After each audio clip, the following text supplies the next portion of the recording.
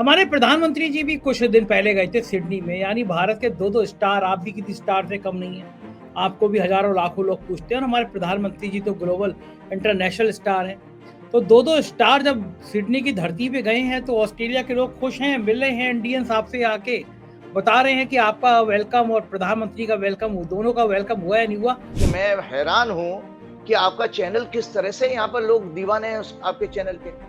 आप आओ। सोचिए कि आने से पहले ही मेरे मैसेज हो गया था जैसे कि मैं बहुत बड़ा सेलिब्रिटी बन गया हूँ। लोग मेरे स्वागत करना चाहते थे कि वो क्या हम गोदी मीडिया के चैनल नहीं देखते और हमको यह 2-3 चैनलों के नाम लिए जिसमें सर्वोच्च नाम आपका था कि हम लगातार 4 पीएम को देखते हैं और आपके वाओ। तो जो आप मेहनत कर रहे हो और उसका देश के बाहर जाकर के जो लोगों को जानकारी और सत्य मिल रहा है उससे लोग बड़े खुश हैं, बहुत ही ज़्यादा खुश हैं। हमने कहा भई ये मोदी जी आए थे और मोदी जी को आपके प्रधानमंत्री ने ऑस्ट्रेलिया के प्रधानमंत्री तो बॉस कहा था। तो वो कह रहे हैं साहब ऐसा है कि जो आपके यहाँ रैली में जैसे भीड़ इकट्ठी की जाती है ऐसा ही यहाँ पर भी हुआ था कुछ ऐसा ही। क्या वहाँ भी इसी तरह डेमोक्रेसी पे डर बढ़ाया जाता है, वहाँ की मीडिया को डराया जाता है, वहाँ के नेताओं को डराया जाता है, ईडी, सीबीआई, इनकम टैक्स जैसी संस्थाएं मीडिया हाउस को, पॉलिटिकल लोगों को, समाज सेवियों को परेशान करती है। डेमोक्रेसी का क्या हाल है ऑस्ट्रेलिया में, क्या बताते हैं लोग? ना यहाँ कोई गोदी मीडिया है, ना सरकारी तंत्र किसी आम आदमी को, नागरिक को परेशान कर सकता है और भयमुक्त जो है आप यहाँ पर फियरलेस होकर के रह सकते हो। आने वाला समय तो ठीक होगा ना राजीव जी? एक डर लग रहा है, आपने कहा था कि अगले 1.5 महीने तक कोई हवाई दुर्घटना हो सकती है, आपने कहा था कि अगला 1.5 महीना बड़ा खतरनाक होगा और वही हुआ। विदेश नीति, कूटनीति में भाजपा के लिए जबरदस्त संसार में अपमान की स्टेज तैयार हो रही है। गोदी मीडिया के लिए बहुत अत्यंत कष्टकारी समय चल रहा है। गोदी मीडिया के बहुत सारे स्कैंडल अभी खुलने वाले हैं। गोदी मीडिया के ऊपर कोई कार्रवाई भी हो सकती है। इनके गलत कारनामे देश के सामने आएंगे।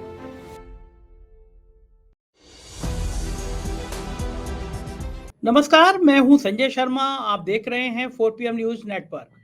मुझे पता है आज का दिन आपको बड़ा बेसब्री से प्रतीक्षा रहती है राजीव नारायण जी की भविष्यवाणियों की।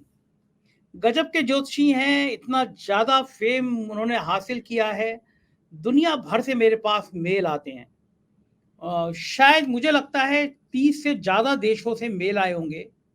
भारत में कम से कम 2-3 दर्जन से ज्यादा IAS IPS ने नंबर लिए होंगे। राजीव जी की ब्रांडिंग इतनी ज़्यादा बढ़ गई है, कम से कम मैं तो देख रहा हूँ कि उनके चाहने वाले लगातार बढ़ते जा रहे हैं। राजीव जी ऑस्ट्रेलिया गए हैं, पहली बार विदेश गए हैं और राजीव जी ने वहाँ पे भी जाके ढूंढ लिया एक 40 साल पुराना मंदिर, लोगों से अपील करी वहाँ भारतीय मूल के कि यहाँ पे हनुमान जी का एक मंदिर बनाया जाए। राजीव जी ने मुझे ये सब बातें बताई, गीता साथ में लेके गए हैं, तो मैंने कहा राजीव जी आप कमाल करते हैं, यहाँ पे भी इतना प्रवचन और वहाँ पे भी इतना प्रवचन। फिर चूंकि संडे को शो करना होता है उनको, राजीव जी ने बाकायदा जन्म पत्री वगैरह तैयार करी हैं, कुछ बड़ी जोरदार भविष्यवाणी करी है। एज यूजुअल पॉलिटिकल भविष्यवाणियां हैं ही हैं, राहुल गांधी को लेकर बड़े खुलासे हैं ही हैं और 5 राज्यों के चुनाव नतीजों पर बातचीत है। इजराइल का क्या हाल होगा दुनिया में, इसका भी खुलासा है। इजराइल के साथ आने वाले देशों की क्या स्थिति बनेगी, ये बातचीत भी राजीव जी ने की है। तो देखिए, मैं हमेशा कहता हूं, मैं फिर वो बात कहूंगा कि आपका ज्योतिष में यकीन हो तो आप ज्योतिष को समझने के लिए राजीव जी की बातें सुनिए। आपको लगता हो ये अंधविश्वास है तो ये बात बिल्कुल मत सुनिए। मेरा अपना निजी मामला है, मैं ज्योतिष पे यकीन करता हूँ, मैं स्टार्स पे यकीन करता हूँ। कुछ लोगों को ये बात अच्छी लगती है, कुछ लोगों को खराब लगती है, कुछ लोग कहते हैं मैं अंधविश्वास फैला रहा हूँ। यह अपना अपना मानक है। मुझे याद है मेरा एक बहुत करीबी मित्र था, हाथ पे कलावा बांधता था, मैं भी बांधता हूँ। मायावती जी की सरकार बनी थी, विधायक हो गया था वो, मैं उसके साथ कार में था, मेरी कार से जा रहा था, वो मायावती जी से मिलने जा रहा था। मैंने कहा कि मैं तुझे ड्रॉप कर दूंगा, वहां पे तुम अपनी कार भगा लेना। उसने हाथ का कलावा खोला।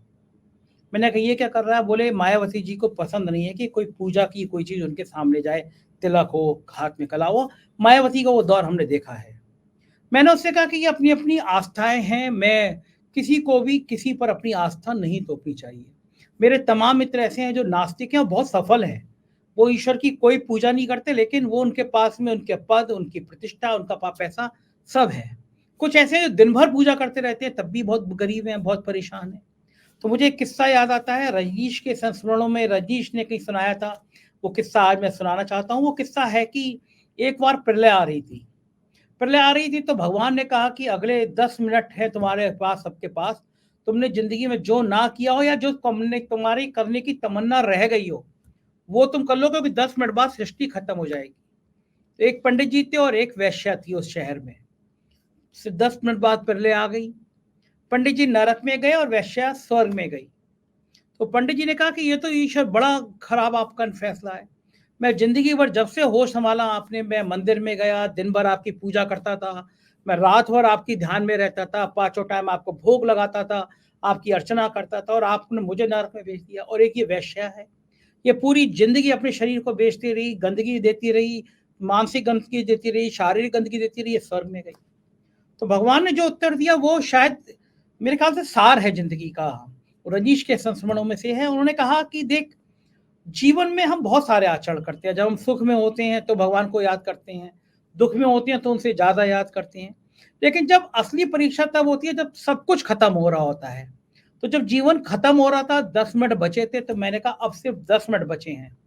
तो तुमने सोचा पंडित जी कि तुमने सोचा कि जीवन भर तो मैं भगवान के ध्यान में रहा। उस शहर के उस कोने में एक सुंदर वेश्या रहती है। मेरा मन कई बार हुआ कि मैं उसका संगीत का आनंद लूं, लेकिन मैं कभी ले नहीं पाया। तो तुम 10 मिनट के लिए उस वेश्यालय में चले गए। और जो वेश्या जिसने जिंदगी में गहरी कभी पूजा नहीं करी, उसने कहा कि अंत समय आया है, मैं ईश्वर की आराधना नहीं कर सकी, और जीवन का सबसे पुण्य का काम यही है। तो अंतिम 10 मिनट में मैं सबको छोड़ के ईश्वर का ध्यान करना चाहती हूँ।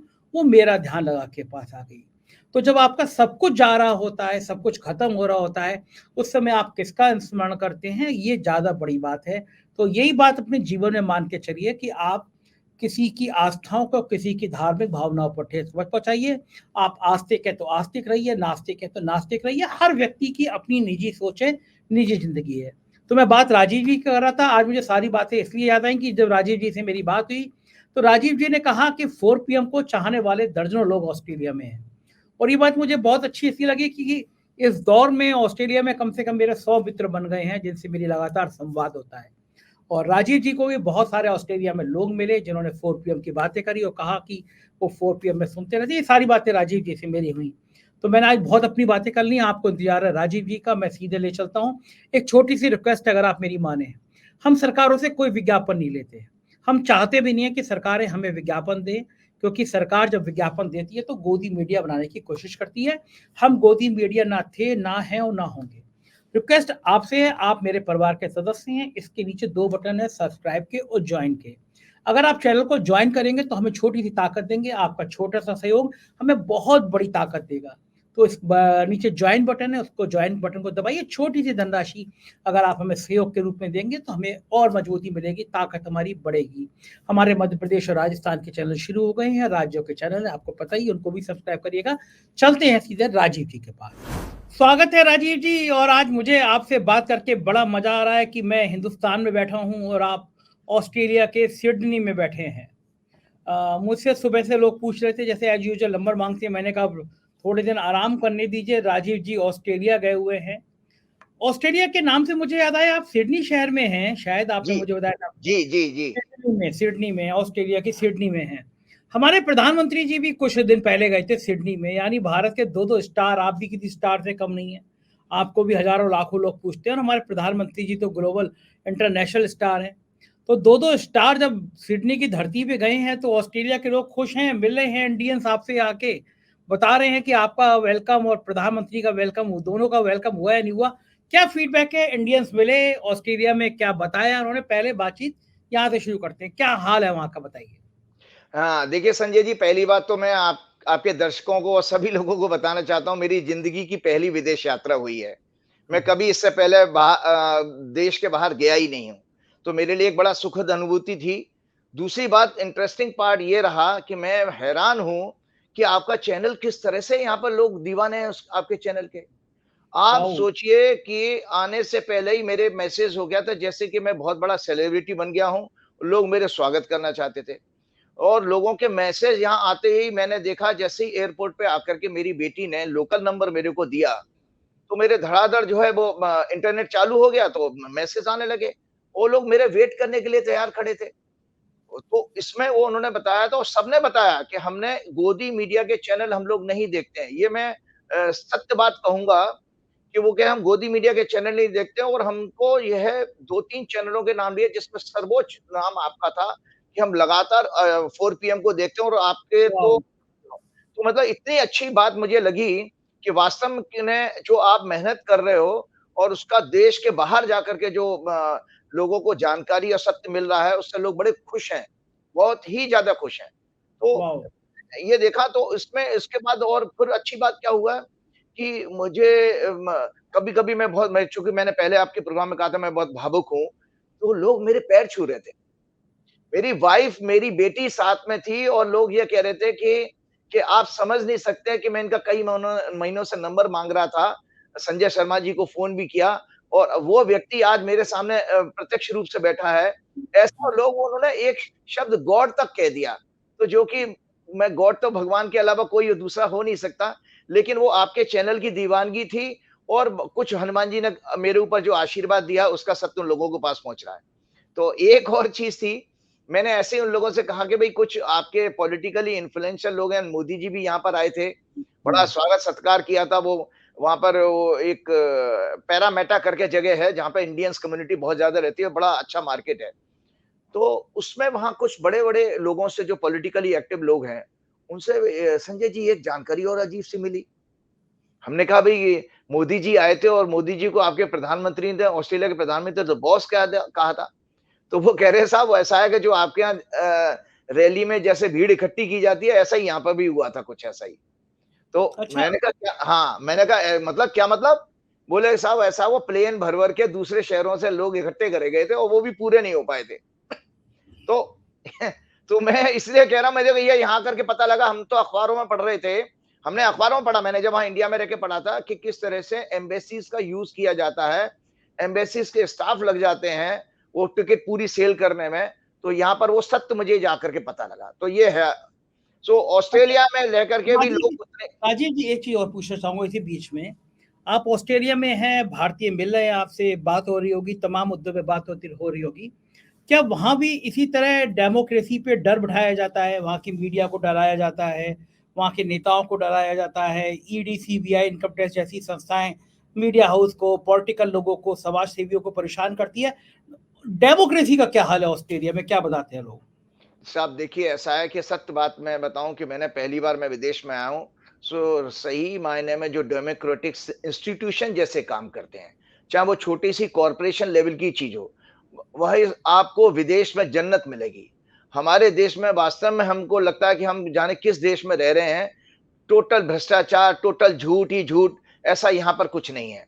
यहाँ पर वही भारतीय बहुत अपने लॉ एंड ऑर्डर का बड़ा सम्मान करते हैं और उसी तरह से सरकार भी यहाँ की उसी तरह रिस्पॉन्सिव है, अपने अपने सिटीजन को बेस्ट से बेस्ट सुख-सुविधाएँ देने की कोशिश करती है।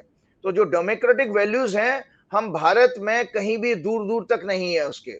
ना यहाँ कोई गोदी मीडिया है, ना सरकारी तंत्र किसी आम आदमी को नागरिक को परेशान कर सकता है और भयमुक्त जो है आप यहाँ पर फियरलेस होकर के रह सकते हो ट्रू सेंस में आपको कहते हैं जिंदगी आप यहाँ जी सकते हो ये चीज हमने देखी है ये हमारे नेताओं को सोचना चाहिए बड़ी बड़ी बातें करके बातों लोगों को कहते हैं कि भाई हमारे विदेशों में फॉलोइंग है लेकिन उस आचरण को फॉलो हमारे देश में नहीं किया जाता ये सत्य है चलिए राजीव जी, ये अपने-अपने देशों की बात है, काश भारत भी समझ पाए कि दुनिया के जितने बड़े देश हैं, चाहे वो अमेरिका हो या ऑस्ट्रेलिया हो, वो डेमोक्रेसी का सम्मान करते हैं, अपने नागरिकों की अभिव्यक्ति की आज़ादी का सम्मान करते हैं, बोलने का हक देते हैं और सरकारें सुनती हैं वहाँ पे, सरकारें सुनने पर डंडा लेके खड़ी नहीं हो जाती हैं। चलिए अब लौटते हैं राजीव जी, आपके अपने मूल कार्य क्षेत्र पर। कमाल करके गए थे आप पिछले हफ्ते, आपने कहा था कि इजराइल युद्ध की मैंने आपसे बात छेड़ी थी और आपने कहा था इजराइल का नाम पूरी दुनिया में खराब होगा, प्रेशर बढ़ेगा, जो इजराइल के साथ आएगा उसको नुकसान होगा। ये बातें सारे आपने हमारे पिछले इंटरव्यू में कही थी, सब रिकॉर्ड में है, कोई भी जना उस डेट का जाके यूट्यूब निकालेगा, मिल जाएगी। और आपने कहा था इजराइल कोई ऐसा कृत्य करेगा जिसकी पूरी दुनिया में बदनामी होगी, वहाँ के राष्ट्रपति चुनाव भी हार जाएंगे और इसका साथ देने वालों को परेशानी होगी। और राजीव जी, हर बार की तरह मैं बिल्कुल भौचक्का हूँ, इजराइल ने वो हरकत करी जिससे दुनिया उसका नाम पर कलंक के रूप में मान रही है। एक अस्पताल पर मासूम लोग जहाँ थे वहाँ पे मिसाइल्स गिरी, सैकड़ों लोग उसमें मारे गए। और दुख की बात यह है कि जिस समय वहाँ सैकड़ों लोग मारे गए उस समय अमेरिका के राष्ट्रपति वो इजराइल के प्राइम मिनिस्टर की पीठ थपथपा रहे थे।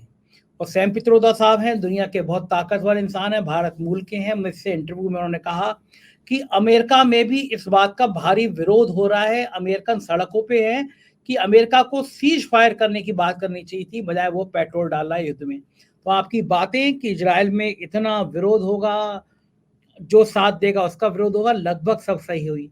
आने वाला समय तो ठीक होगा ना राजीव जी? एक डर लग रहा है, आपने कहा था कि अगले 1.5 महीने तक कोई हवाई दुर्घटना हो सकती है। आपने कहा था कि अगला 1.5 महीना बड़ा खतरनाक होगा और वही हुआ। दुनिया हिल रही है, दुनिया में हड़कंप मचा हुआ है। अगला दिन सब ठीक तो रहेंगे? देखिए, मैंने आपके दर्शकों को ये मैं डॉक्यूमेंट्स यहाँ लेकर के आया हूँ सिडनी में अपने साथ में। ये हॉरोस्कोप मैंने आपके दर्शकों को दिखाई थी। ये हॉरोस्कोप दर्शक देखें, 14 मई 1948 को इज़राइल का जन्म हुआ था। तेल अबीब की राजधानी है, फ्राइडे का दिन था और दोपहर के 3:58 का। कन्या लग्न की हॉरोस्कोप है। वर्तमान में राहु की महादशा चल रही है, 8वें घर में इनके जन्म स्थान में राहु बैठा है।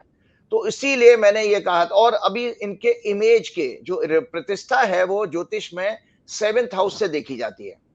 30 अक्टूबर को, अभी तो आपने टेलर देखा है इजराइल का, ये जो जितनी अभी बदनामी हुई है ये केवल टेलर है। आने वाली 30 अक्टूबर को, और 10 दिन 12 दिन है, 10 दिन ही है, 9-10 दिन है। 30 अक्टूबर को राहु जब राशि बदल के इनके 7th हाउस में जब जाएगा, इजराइल के लिए वर्ल्ड कम्युनिटी में और ज्यादा नफरत फैलेगी और इजराइल की प्रतिष्ठा के लिए और ज्यादा नुकसान का समय आ रहा है। क्यों? क्योंकि इजराइल ने जो काम किया वास्तव में अपने किया कि मानवता की हत्या तो की है इजराइल ने।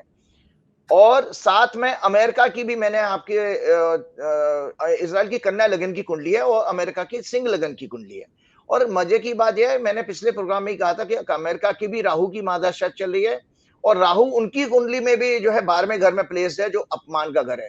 तो दोनों के दोनों दोस्त देखिए कि ये बहुत बड़ी छोटी मोटी घटना नहीं है कि अमेरिका जैसा विश्व का सबसे ताकत देश का राष्ट्रपति भाग करके इजराइल में जाता है। क्यों गया था वो? आप तो ये पॉलिटिकल चीजें ज्यादा अच्छी समझते हैं कि जिस तरह से लामबंदी इजराइल के खिलाफ अरब देशों की हुई, जो वर्षों से अमेरिका की जो तपस्या कि उसने इजराइल को मान्यता दिलाने के लिए जो गल्फ कंट्रीज के बड़े देशों को इकट्ठा किया था, वो सब का सब मामला फेल हो गया। एक अस्पताल वाली घटना के बाद में आपने देखा कि सारे अरब कंट्री इसको क्रिटिसाइज कर रहे थे और मानवता की हत्या मान रहे थे, जिसके कारण इजराइल बैकफुट पे आया और उस चीज को लीपापोती करने के लिए गया है अमेरिका। अमेरिका कोई सीज फायर करने नहीं गया। अमेरिका दरअसल अमेरिका के जो वेस्टेज इंटरेस्ट हैं गल्फ कंट्रीज के साथ रिलेशन बढ़ा करके, क्योंकि आप तो जानते ही हैं कि रशिया एशिया में जो रूस और जो चाइना उनके पास पहले से ही एंटी है। तो ये पूरी वर्ल्ड की राजनीति में दोनों देशों की जबरदस्त ह्यूमिलेशन का फेज है और आने वाले 30 अक्टूबर से और ज्यादा है, और ज्यादा हो रहा है, होगा दोनों देशों के लिए, अमेरिका के राजीव लिए भी और इजराइल के लिए भी।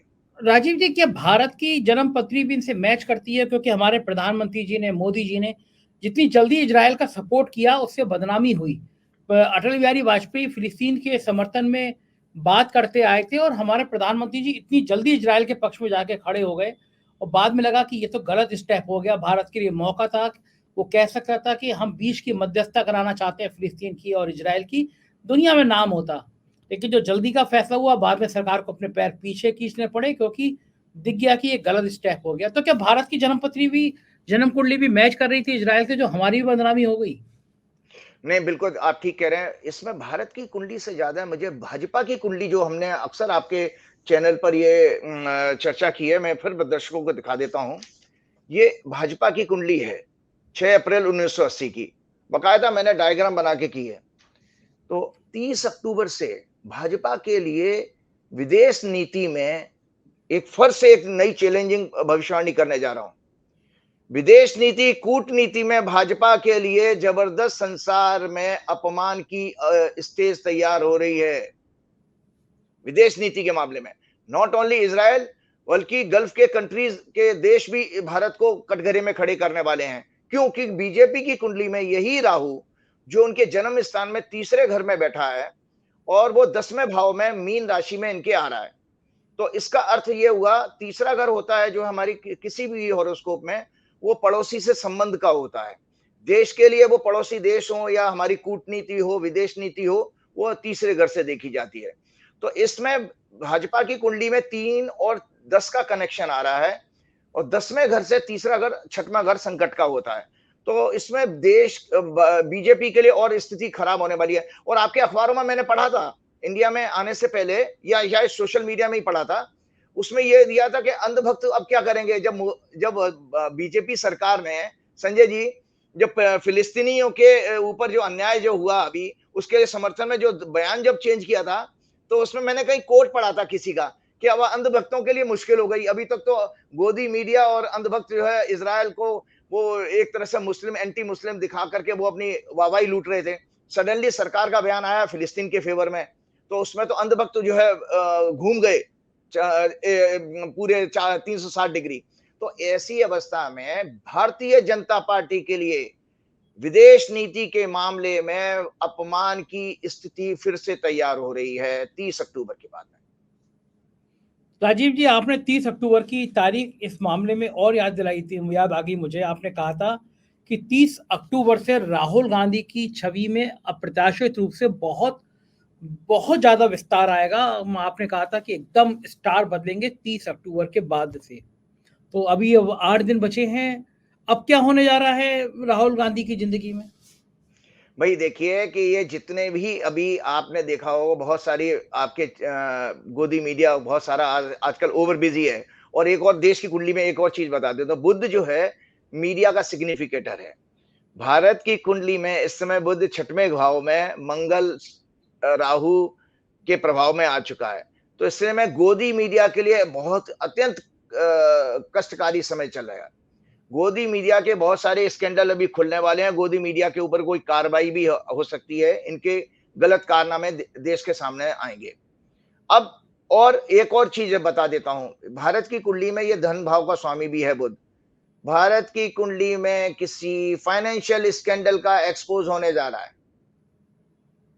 और फिर से कोई नई जानकारी देश के सामने आने वाली है। तो ऐसी अवस्था में मैं ये देख पा रहा हूं कि भारत के लिए भी जो है विदेश के जरिए कुछ फाइनेंशियल स्कैंडल के जरिए सरकार के लिए नुकसान आने वाला। अब जो राहुल गांधी के लिए ये जो इंडिया गठबंधन के खिलाफ जितना भी करने जा रहे थे, तो मैंने पहले ही कहा था कि 6वें भाव में राहुल गांधी की कुंडली तुला लगन की है। 6वें भाव में राहु का प्रवेश करना, 6वां भाव जो है हमारा शत्रु का होता है, शत्रुहंता का पीरियड बनेगा कि जितनी भी कॉन्स्पिरेसी ये कांग्रेस के खिलाफ अभी कर रहे हैं इंडिया गठबंधन को बदनाम करने की, तो उसमें राहुल गांधी फिर से वापस इसमें एक जंप मार करके और इंटरनेशनल कम्युनिटी में हीरो बनने वाले हैं।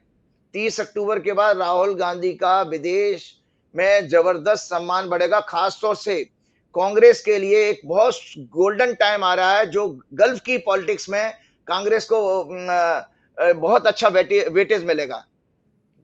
जो गल्फ की पॉलिटिक्स को मोदी जी बहुत टाइम से जा करके अपने रिश्ते बनाने की कोशिश कर रहे थे। आपने भी 2 साल से देखा होगा, मोदी जी दुबई गए और अभी क्या नाम है, सऊदी अरब के जो शेख भी आए थे। सो कांग्रेस के लिए बहुत गोल्डन टाइम है और राहुल गांधी उसमें सुपर हीरो होंगे। राजीव जी, आपने कहा था इंडिया गठबंधन की कुंडली बहुत अच्छी है, लेकिन यहाँ तो रायता बिखर रहा है। कांग्रेस और समाजवादी पार्टी लड़ पड़े हैं।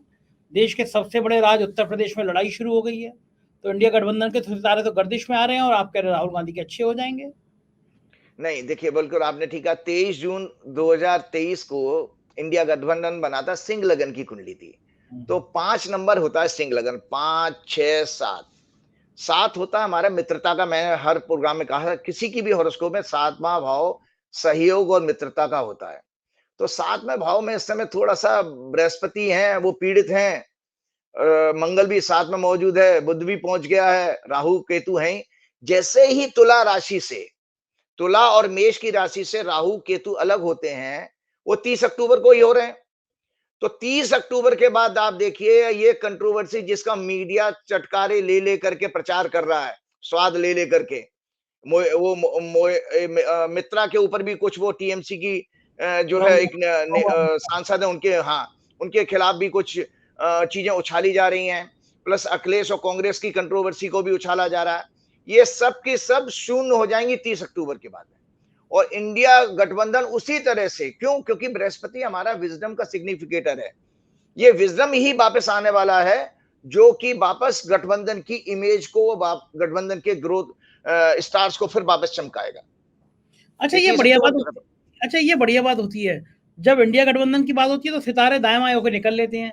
मोदी जी की में होती है तो राहु केतु में आ जाता है, केतु राहु में आ जाता है। ऐसा क्यों हो रहा है कि भाई मोदी जी की में, बीजेपी की में सब परेशानी हो जाएंगी, इंडिया गठबंधन से सिर्फ सितारे किनारे किनारे निकल लेंगे? ये स्टार्स कैसा खेल खेल रहे हैं? नहीं, स्टार्स खेल नहीं खेल रहे हैं। मैंने आपको पहले ही कहा था कि जो किसी भी दुनिया के आदमी की हॉरोस्कोप में अगर चंद्रमा और शनि पीड़ित हों, ये एक फंडामेंटल ज्योतिष का सिद्धांत आता है। चंद्रमा हमारे मन का सिग्निफिकेटर, माइंड का सिग्निफिकेटर, और शनि बेसिकली हमारी जो है कर्मों का और हमारे जो है उसका क्या नाम है, कर्म का और नीतियों का कारक भी है। तो चंद्रमा में शनि वैराग्य का कारक भी है। शनि और चंद्रमा में जो दशा जब जिसकी आती है, अगर पीड़ित हो तो वो मानसिक कष्ट का पीरियड होता है। तो मोदी जी की ये बात नहीं है, दरअसल भाजपा की कुंडली में चंद्रमा में शनि में राहु की जो पीरियड चल रहा है, तो भाजपा के लिए कष्ट है कि मैंने आपके हर प्रोग्राम में कहा है संजय जी कि भाजपा जो भी जितने भी हथकंडे अपनाएगी वो सब के सब बैकफायर करेंगे। वो सब लगातार हो रहे हैं, चाहे वो टीएमसी वाले सांसद के खिलाफ करें, चाहे अखिलेश की कंट्रोवर्सी उड़ाएं, और भी कुछ लेकर के आए। तो आप देखिए कोई इनके हथकंडे काम नहीं करने वाले हैं। और 5 राज्यों में भाजपा के लिए लगातार मैं कह रहा हूं अपमान की स्थिति है। पिछले प्रोग्राम में मैंने आपके पहले ही कह दिया, 3 दिसंबर को कांग्रेस की बल्ले बल्ले है, कांग्रेस के जश्न मनाने के दिन है, और भाजपा को अपमान आ रहा है। क्यों? उनकी बेसिक कुंडली के ग्रहों की अच्छी दशा नहीं चल रही है, इसलिए। राजीव जी, ये देश की तो राजनीति आपने बता दी, लेकिन अलग अलग जगह पे अभी भी बहुत हिंसात्मक माहौल बनाने की बातें आ जाती हैं। कई बार हम देखते हैं बैठे बनाए समाज में जहर फैलाने की, नफरत वाली बातें, ये बार बार बातें उठती रहती हैं। ये जो आप 30 अक्टूबर को जो आप स्टार्स बता रहे हैं चेंज हो रहे हैं, इससे देश के माहौल में शांति आएगी या भी देश का माहौल अभी और बिगड़ा रहेगा? देखिए, मैंने कहा कि रूट कॉज क्या है, बार-बार भाजपा की कुंडली में डिस्कस करता हूँ। मैंने आपने दिखाई भी है दर्शकों को कि भाजपा की कुंडली में समाज में जहर फैला करके प्रचार करने का योग है। जो सर्पदंश का मैंने पिछले प्रोग्राम में दिया, स्नेक बाइट का जो कॉम्बिनेशन होता है कि सांप के काटने से जो मृत्यु होती है, वो आपके शरीर में जहर फैलता है। तो अब एक पार्टी की कुंडली में ये देखा जाता है, चूंकि इनकी कुंडली में राहु, शनि, मंगल, चंद्र, इनका कॉम्बिनेशन आ रहा है रोग की घर से, तो ये भाजपा की ही बेसिकली डीएनए खराब है, जिसके कारण समाज में ये हमेशा इसी मार्ग से समाज में समाज को डिस्टर्ब करते रहेंगे। मैं बार-बार लोगों से ये कह रहा हूं, नवरात्रे चल रहे हैं, आने वाला टाइम विजयदशमी का भी है। आपको ना राम की आशीर्वाद मिलेगा, ना माँ की, अगर माँ दुर्गा की भी आशीर्वाद नहीं मिलने वाला है, अगर आपने भाजपा की नीतियों का समर्थन किया। क्योंकि ये पार्टी केवल केवल समाज को बांटने का और जहर फैलाने का और रॉन्ग न्यूज, मतलब आप सोचिए फॉल्स न्यूज फैलाने का सबसे बड़ा अगर सिंडिकेट है तो भाजपा की कुंडली इंडिकेट करती है, भाजपा की कुंडली अपने आप में।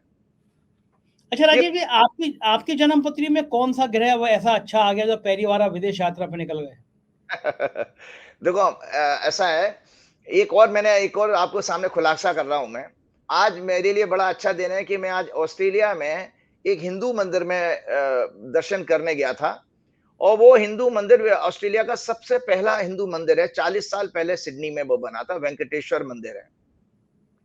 तो इंडिया यहाँ पर जो भारतीय बड़े जो इन्फ्लुएंशियल हैं, उन लोगों को मैंने एक बात कही थी कि भाई देखो, आपके यहाँ हनुमान जी का मंदिर बनना चाहिए। मैं आपके माध्यम के जरिए पूरे ऑस्ट्रेलिया में बैठे दर्शकों से रिक्वेस्ट करूंगा कि मैं पहली बार विदेश आया हूं और मैंने ये पता नहीं मेरे अंदर क्यों ये भावना जागी कि एक हनुमान जी का बड़ा मंदिर होना चाहिए।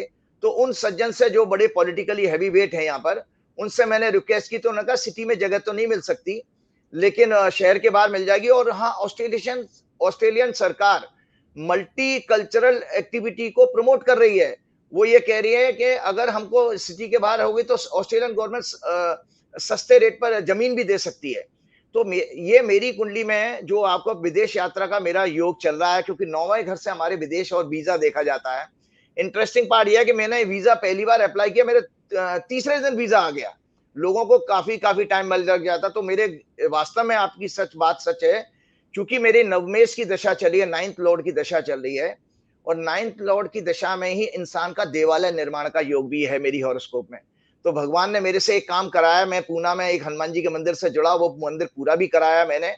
और उस मंदिर को पूरा कराने के पीछे दर्शकों को एक जानकारी और दे देता हूं। उस समय कंपनी बैंकरप्ट हो गई थी, एनसीएलटी में वो केस चला जा चुका था, रेफर हो चुका था। कंपनी का शेयर 1100 रुपए से घट के 2 रुपए पे आ गया था, और हनुमान जी के मंदिर निर्माण होने के बाद वो कंपनी आज कर्ज मुक्त हो चुकी है। उस कंपनी का मालिक कभी दुनिया का 7वें नंबर का सबसे पैसे वाला व्यक्ति हुआ करता था। वो रिन्यूएबल एनर्जी की नामी ग्रामी कंपनी है, इंडिया की नंबर 1 कंपनी और वर्ल्ड की 7th लार्जेस्ट कंपनी है। उस कंपनी में जब हनुमान जी का मंदिर पहुंचे जैसे ही, और हनुमान जी 6 अप्रैल 2023 को प्राण प्रतिष्ठा की है, और भाई साहब उस समय 6 रुपए 80 पैसे का शेयर था, आज 32 रुपए का शेयर है वो। तो मेरा कहने का मतलब, मेरी कुंडली में वो योग है, विदेश यात्रा का भी है और देवालय निर्माण का भी है। तो मैंने ऑस्ट्रेलियंस में आज इंडियंस को ये कल रिक्वेस्ट की थी, कृपया करके आप एक मंदिर बनवाइए। प्रभु ने मेरा कुछ अच्छा समय देख रखा है, तो वो मंदिर पूरा हो सकता है। तो मैं आपके माध्यम से आचार्य जी बताइए, जो आपका तो ये अच्छे सितारे आ गए, तुरंत आपको वीजा मिल गया, 3 दिन में आप विदेश पहुंच गए, तो जो आपका इंटरव्यू ले रहा होता है उसके भी सितारे कुछ अच्छे हो जाते हैं आपके संग में रह के, कि हम जाएंगे, हमारे वीजा मिल जाए, हम भी ऑस्ट्रेलिया आ जाएं, ऐसे कुछ होते हैं सितारे? बिल्कुल होते हैं, बिल्कुल होते हैं। ऐसा है कि मारवाड़ीज ने हमारे देश में, अगर किसी ने सक्सेसफुल बिजनेस अगर किया, तो जनरेशन में बिजनेस चलाया मारवाड़ीज ने। तो मैंने एक मारवाड़ीज के ऊपर एक रिसर्च की थी कि मारवाड़ी, क्या कारण ऐसा है कि मारवाड़ी पीढ़ी दर पीढ़ी बिजनेस को मेंटेन कर पाते हैं। तो मारवाड़ीज के अंदर एक अच्छी आदत है, उनके थिंक टैंक में हमेशा एस्ट्रोलॉजर होता था। बिना ज्योतिषियों के सलाह के कोई काम नहीं करते थे। तो वो उनको साइकिल बताता रहते थे ग्रहों के हिसाब से। तो आपको याद होगा कि हम और आप एक 1 जून को आपने पहला प्रोग्राम किया था। तो उस समय से हम देख लें, मैं तो शून्य था। मैं कहीं, क्योंकि मैं ऐसा आदमी नहीं हूं, मेरे को ना मेरा कोई ऑफिस है, मैंने कोई ऑफिस नहीं बनाया। मैं घर से ही अपने वर्ड ऑफ माउथ से ही काम करता था। सडनली आपने मुझे ग्लोबल बना दिया, जो मेरी हैसियत के बाहर था, सीधी सी बात है। मैं कहीं कोई प्रचार माध्यम में नहीं जाता हूं, लेकिन वो आपने मुझे ऐसा ग्लोबली बना दिया, लोग पैर छू रहे हैं, लोग वेट कर रहे हैं, दुनिया से इतने देशों से कॉल आ गया। और आपकी भी मैं ग्रोथ लगातार, आप मैसेज भेजते हैं कि आज 19 लाख हो गए, 20 लाख हो गए। तो भगवान ने जुड़ने से फायदा तो हुआ ही है सबका, क्योंकि यही सितारों का गेम है। और इसी को मारवाड़ीज को सपोर्ट मिलता था ज्योतिषियों के जरिए, कि कौन कब किससे जुड़ेगा। इन चीजों से भी आपके जीवन में लाभ फायदा होता है। जय हनुमान ज्ञान गुण सागर। हाँ, यही होता होगा, सितारे शायद ऐसे ही मिलते होंगे बिल्कुल बिल्कुल। वो तो मैंने आपको पहले ही कहा था, जब आपने मेरे को सेकंड प्रोग्राम के बाद कहा था, तो मैंने कहा संजय जी 3 साल जबरदस्त हैं आपके लिए, जम के काम करिए। सो 2027 तक है। सो आपको भगवान, मतलब आप उस चीज को वेरीफाई कर सकते हो। देखो, ज्योतिष एक प्रत्यक्ष शास्त्र है, लोग मिथ नहीं है। अगर परिणाम नहीं आएंगे साइंस की तरह से, आपके रिजल्ट आएंगे, रिजल्ट आके रिजल्ट से ही आप मोटिवेट होते हो। तो आप देखिए, तो आप 4 महीने में राजीव जी लाइव उदाहरण है। जिस ऑस्ट्रेलिया में मेरे को एक व्यक्ति नहीं जानता था, आज मेरे पास कम से कम 100 ऐसे लोगों के नंबर हैं ऑस्ट्रेलिया के, जो प्रतिष्ठित हैं, जो मेरे मित्र केवल यूट्यूब चैनल से हुए हैं, तो मुझसे कंटिन्यूसली मेल से, मैसेज से बात करते रहते हैं। सिडनी में, आसपास के लोगों में है, और यही स्थिति अमेरिका में है, लंदन में है, जापान में है, पूरी दुनिया में। मैं तो हैरान हूँ कि कम से कम पूरी दुनिया के 400-500 मेरे एक ऐसे मित्र बन गए हैं, जो बहुत ताकतवर हैं, सशक्त हैं, पैसे वाले हैं, लेकिन एक बौद्धिकता भी उनके अंदर है। वो समाज में, देश में प्यार की बात चाहते हैं, दुनिया में प्यार का संदेशा चाहते हैं। सैम पित्रोदा साहब इतने बड़े आदमी, सोचिए आप, 80 साल का वो व्यक्ति, देश का कौन सा बड़ा अवार्ड उसको नहीं मिला, वो मुझे इतने प्यार से मुझसे कहते हैं कि तुम्हारा चैनल सुनता हूँ मैं, मुझे इतना अच्छा लगता है, तुम दुनिया में घूमो। और सैम साहब कह रहे हैं कि मैं व्यवस्था कराऊंगा, मेरे दोस्त व्यवस्था कराएंगे, तुम एक बार ट्रिप रख लो 2 महीने की, पूरी दुनिया के हर देश में हम तुम्हारा सेमिनार कराएंगे। ये सब चीजें, ये ईश्वर की महिमा है। हमारे हैसियत नहीं थी, एक छोटे से जिले से उठ के आए थे, और लखनऊ में कोई पहचानता, मतलब हम किसी को जानते नहीं थे, यहाँ पे आके अखबार निकालना, फिर यूट्यूब करना, और आज की तारीख में देश में जो व्यूअरशिप है वो शायद देश में सबसे ज़्यादा व्यूअरशिप 4 पीएम की है। तो ये कोई ताकत है जो आपको ये सब कराती है। मैं मुझे को भी इसीलिए मैं अपने दर्शकों से कहता हूँ जो मुझसे कहते हैं ज्योतिष वगैरह, मैं तो मानता हूँ कि स्टार्स होते हैं, आपको कहीं से कहीं तक पहुँचा देते हैं।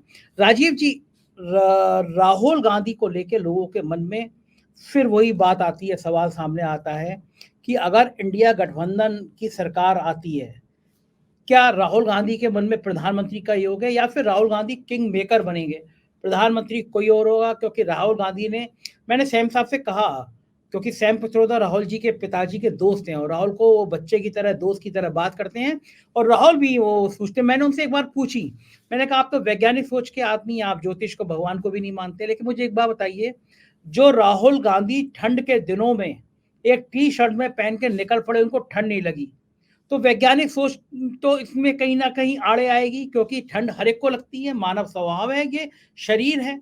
लेकिन या तो कोई, हमने उनसे कहा, हमने कहा या तो नागा स्वामी देखे हमने, मैं गया कुंभ के मेले में कड़कड़ाती ठंड में, मेरी तो नहाने की हिम्मत नहीं पड़ी, वो सुबह 4 बजे सारे सारे नागा बिना वस्त्र के गंगा जी में कूद रहे थे। तो मैंने कहा वो उन्होंने तो चलो, मैंने मान लिया अध्यात्म में अपना शरीर तपा लिया, मैनेज कर लिया, लेकिन ये तो पॉलिटिकल आदमी है, इसने कौन सा शरीर तपाया अपना? कौन सी वैज्ञानिक शोध है कि वो आदमी टी शर्ट में निकल पड़ा है? हम 4 4 टी शर्ट जैकेट पहने हुए तब भी ठंड लग रही है, और वो आदमी टी शर्ट में है।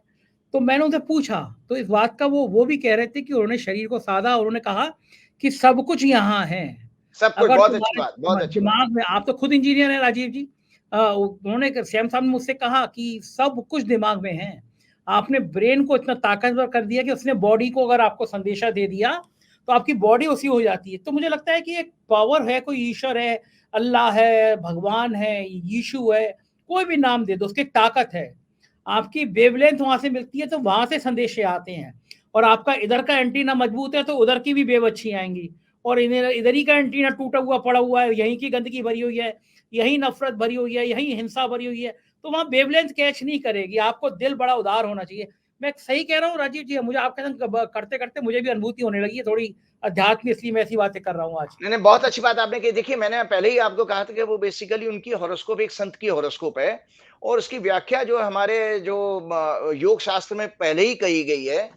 वैशेषिक दर्शन के अनुसार अहिंसा परमो धर्म, मतलब धर्म के कई लक्षण, 10 लक्षण कहे गए हैं। धैर्य, क्षमा, सत्य, ज्ञान, अहिंसा, क्रोध ना करना, चोरी ना करना, शुद्धि, आत्मिक और शारीरिक और मानसिक शुद्धि, ये सब धर्म के 10 लक्षण गए। लेकिन साथ में वैशेषिक दर्शन में फिलॉसफी है, उसमें कहा गया अहिंसा परमो धर्म। तो जो व्यक्ति प्रेम, दया, करुणा की, लोगों को जोड़ने की बात करेगा, वो उस निश्चित रूप से वो आज की डेट में मॉडर्न संत है।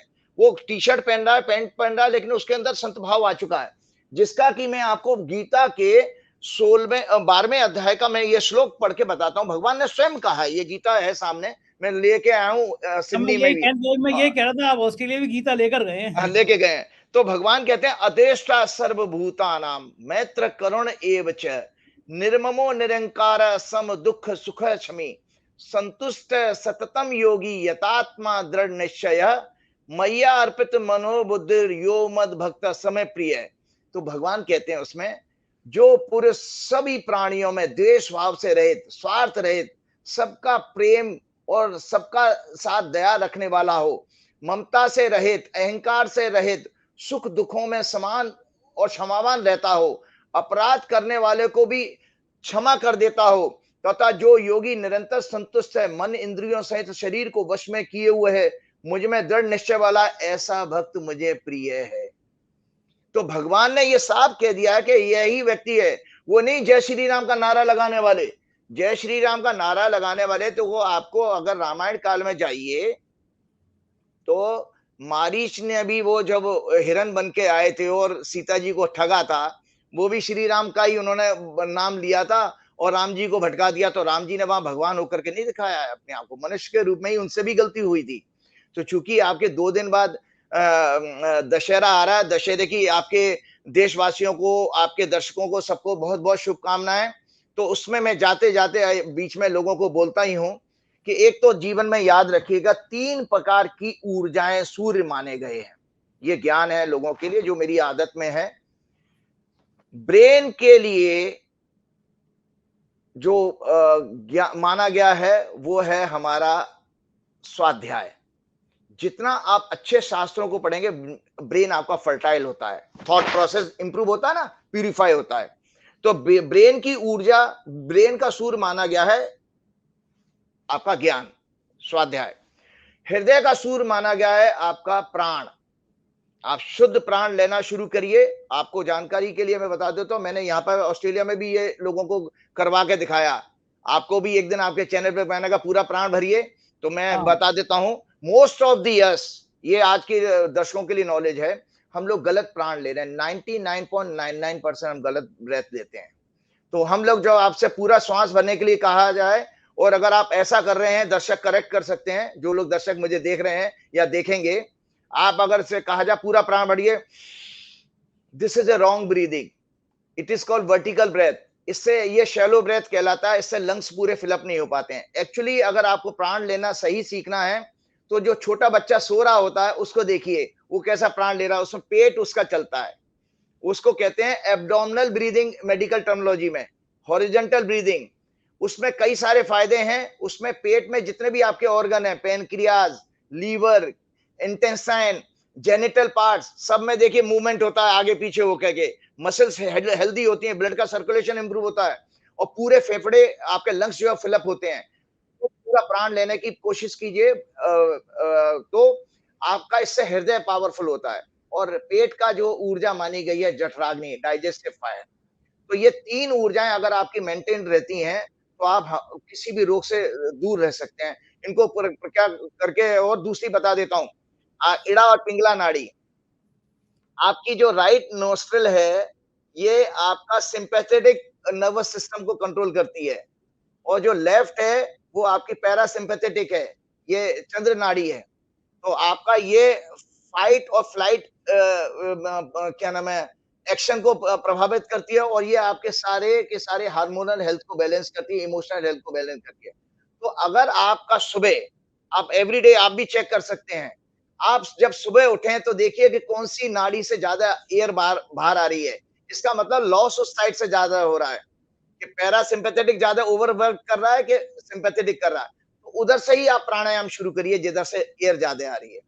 तो ये एक छोटी सी टिप हेल्थ के लिए मैंने लोगों को बताई। और जाते जाते मैं रामायण का संदेश देना चाहता हूँ जो आपके उस, बिल्कुल, बिल्कुल, बिल्कुल। देखिए रामायण का संदेश जो रहा है, our priorities in life, our joy and sorrows are based on our values। जो लोएस्ट विजन है लाइफ का, वो कहा गया है आहार निद्रा मैथुन, खाना सोना और मौज करना, ये इसको एनिमल लिविंग कहा गया है।